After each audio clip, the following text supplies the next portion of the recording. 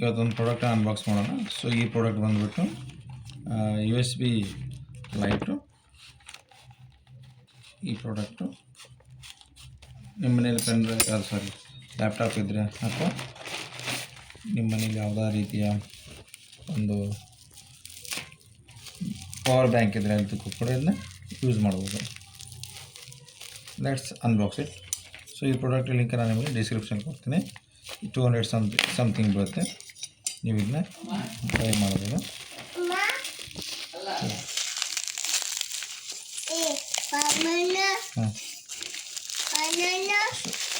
So ಇದು L E D ಇರುತ್ತೆ.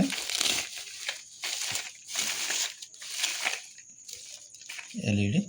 ಇವಾಗ ನಮ್ಮ ಹತ್ರ ಒಂದು ಪವರ್ ಬ್ಯಾಂಕ್ ಇದೆ.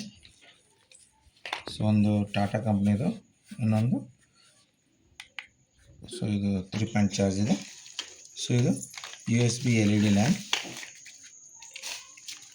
ಆಮೇಲೆ ಒಂದು ರೆಡ್ಮಿದು ಪವರ್ ಬ್ಯಾಂಕ್ ಇದೆ. So 1 volt. ಇವಾಗ